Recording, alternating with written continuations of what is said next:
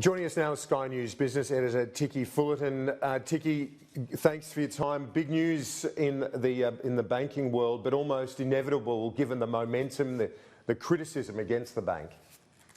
Well, Kieran, Annalise, absolutely. And I think, you know, when you get to the stage where you've got Bloomberg's straps around the world connecting Westpac and child exploitation, I mean, this just became absolutely untenable. And it was an issue as much as anything about reputation, literally untenable. The issue has been, I think, for Lindsay Maxted, as he says, talking to his investors, just how this is done. You've seen that we've had not just like Commonwealth Bank, where Ian Narev went, we've actually seen both, like NAB, the CEO and the chair going over this scandal. So Brian Hartzer going Monday, Lindsay Maxted taking early retirement and going sort of in a few months' time. But there is some, I guess, some continuity there. I guess you've got to manage that. You've got to manage an AGM, which is coming up very soon in mid-December.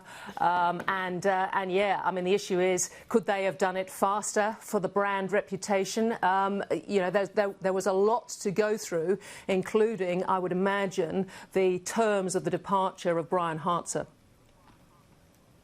It is really interesting to see what the bank's response has been, because there's no ideal way to deal with a situation like this. But one thing I've been really interested in is this idea that, well, they self-reported the issue, so that's going to give them a lower penalty. And then at the same time, their defence was, well, we actually didn't know how severe the problems were. We didn't realise how large that this claim from AUSTRAC was going to be. It seems like they're trying to have their cake and eat it too.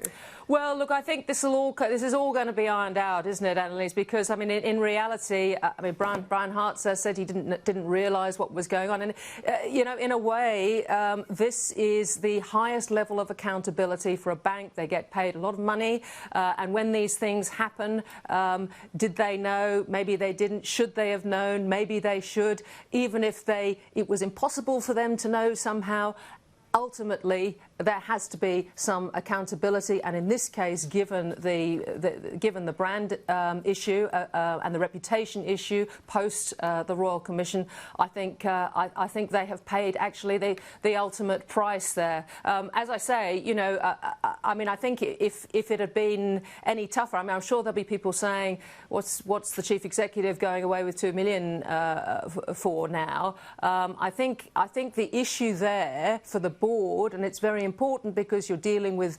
shareholders' funds there. The issue there was the potential perhaps of unfair dismissal if there wasn't, you know, the process wasn't appropriately gone through. Brian Hartzer has forfeited all his short-term incentives, all that sort of thing. So as I say, they're heading to an AGM now, and they've also announced that Ewan Crouch, who was in charge of risk on the board, he won't be standing for re-election at the AGM, and they've put Peter King in there now, who's the CFO, who's you know, clearly that was another big decision the board had to make, who would replace, at least in the short term, to give confidence that the bank could continue to be run, especially if Brian Hartzer was going to step down so fast. And Peter King has been CFO for a number of years. He's very much an in-house fellow. So I would have thought the market would think that was a sensible decision.